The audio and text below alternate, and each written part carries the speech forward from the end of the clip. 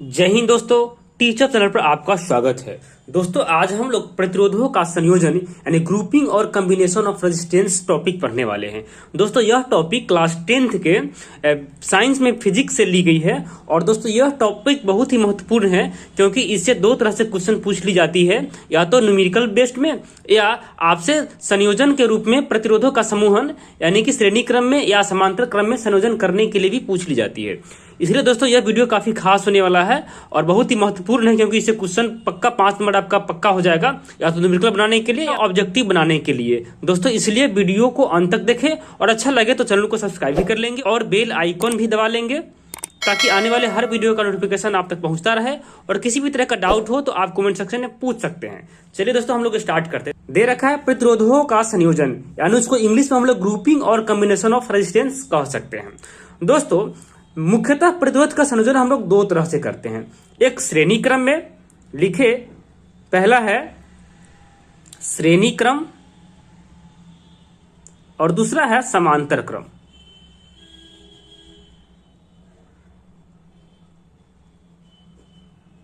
श्रेणी क्रम में कहे तो इसको इंग्लिश में हम लोग कहते हैं सीरीज कॉम्बिनेशन, और समांतर क्रम में कहे तो इसको हम लोग बोलते हैं पैरेलल कॉम्बिनेशन।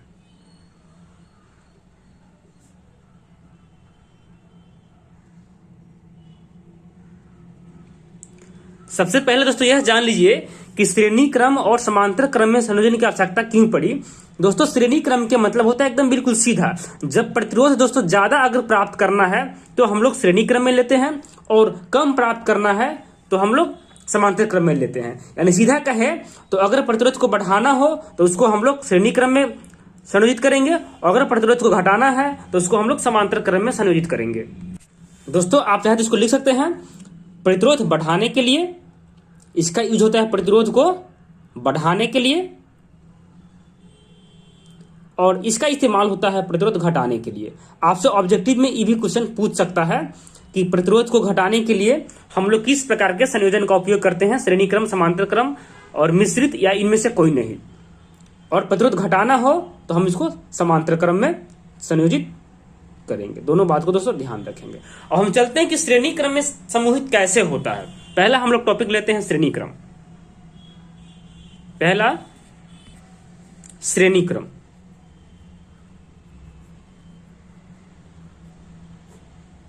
ठीक है दोस्तों, यानी सीरीज।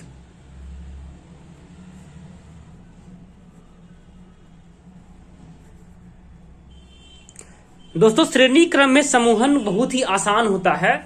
इसमें जितना भी रेजिस्टेंस होता है उसको हम लोग श्रेणी क्रम मतलब सीधा क्रम में जोड़ देते हैं। जैसे दोस्तों मान लीजिए हम इसको जोड़ रहे हैं, एक रेजिस्टेंस यहां लगा दिए, फिर दूसरा रेजिस्टेंस यहां लगा दिए, फिर तीसरा यहां लगा दिए, फिर चौथा यहां लगा दिए। दोस्तों ये जो देख रहे हैं ये रेजिस्टेंस यानी प्रतिरोध का सिंबल है। तो यहां मान ली R1 पहला रेजिस्टेंस, यहाँ R2 दूसरा रेजिस्टेंस, यहाँ R3 तीसरा रेजिस्टेंस, यहाँ R4 चौथा रेजिस्टेंस।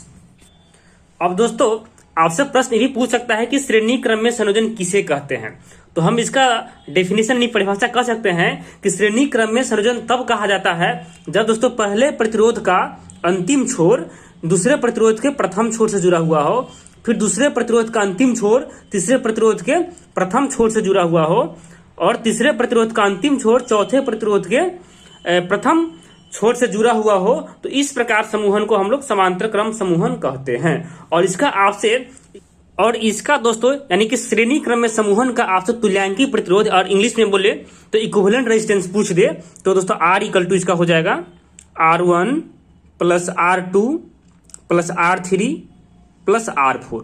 दोस्तों इसमें जितना रेजिस्टेंस रहेगा ना सबको हम लोग जोड़ते हैं, अगर n रहेगा तो Rn तक हम लोग लिख सकते हैं।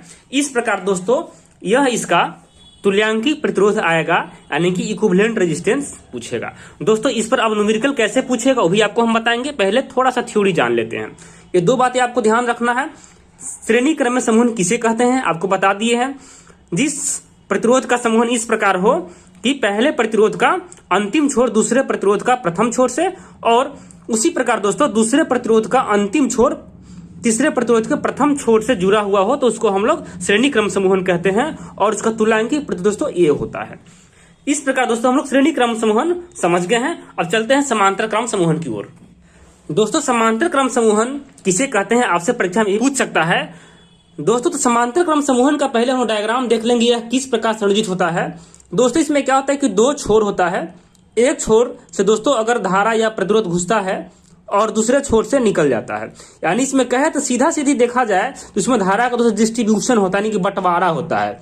एक धारा दोस्तों इस पर आ गया, हम इसको प्रतिरोध भी कर सकते हैं, एक प्रतिरोध दोस्तों इस पर आ गया, इसमें प्रतिरोध इसमें दोस्तों R1, यहां दोस्तों हो जाएगा इसका R2 और तीसरा दोस्तों यहां पर R3।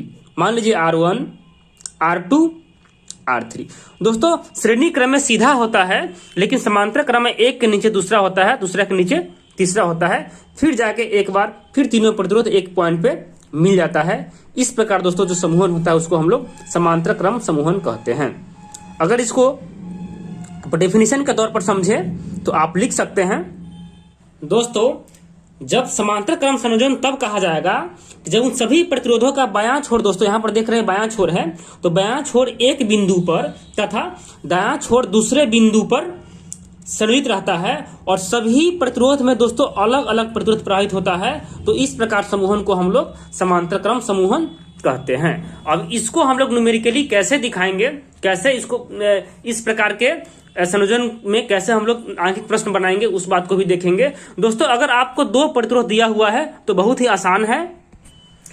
दोस्तों अगर दो प्रतिरोध आपको दिया हुआ है R1 और R2 और इसको संयोजन करना है समांतर क्रम में, है ना, और आपसे पूछेगा कि संयोजित करके आपको दिखाना होगा कि इसका तुल्यांकी प्रतिरोध क्या होगा। तो अगर समांतर क्रम का अगर आपको तुल्यांकी प्रतिरोध निकालना हो तो हम दिखा सकते हैं आपको तुल्यांकी प्रतिरोध या इक्विवेलेंट रेजिस्टेंस कह सकते हैं।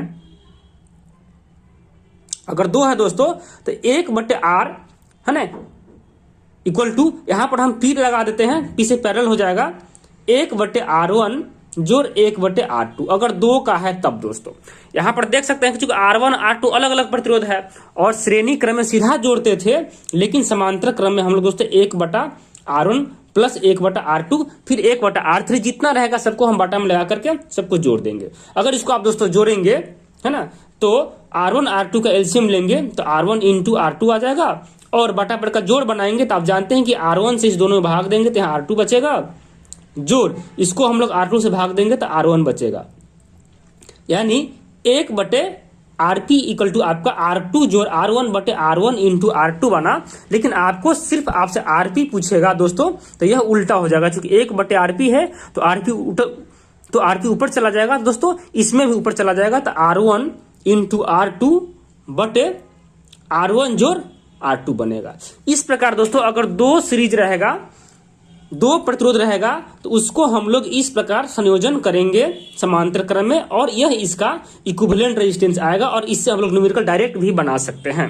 अगर आप डायरेक्ट नहीं बनाना चाहते हैं तो आप 1/R1 जोड़ 1/R2 करके भी बना सकते हैं और जितना ही रेजिस्टेंस रहेगा सबको हम लोग इस प्रकार समूहित कर सकते हैं।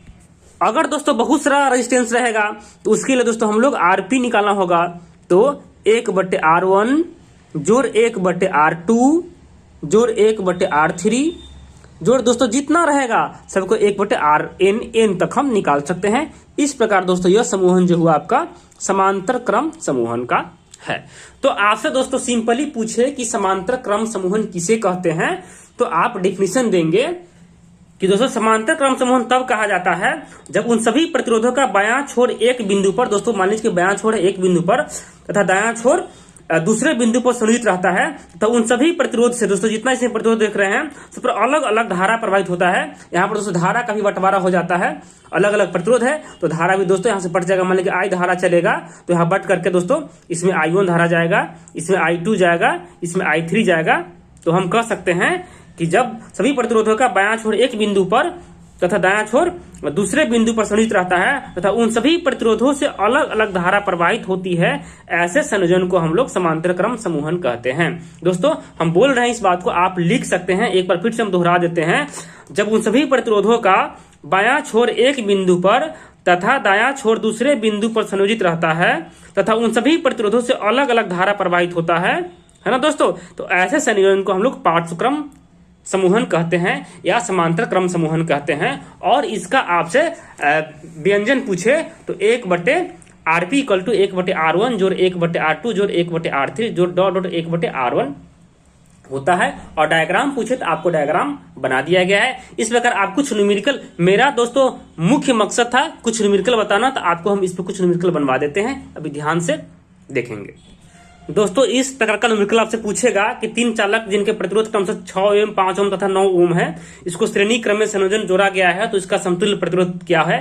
दोस्तों इस प्रश्न का उत्तर आपको अगले वीडियो में बताएंगे, क्योंकि वीडियो दोस्तों लंबा हो जाएगा। उम्मीद करते हैं दोस्तों आज के वीडियो में जो कुछ बताया गया होगा आपको समझ में आ गया होगा। अगर समझ में आ गया होगा तो वीडियो को लाइक और शेयर करेंगे। धन्यवाद दोस्तों।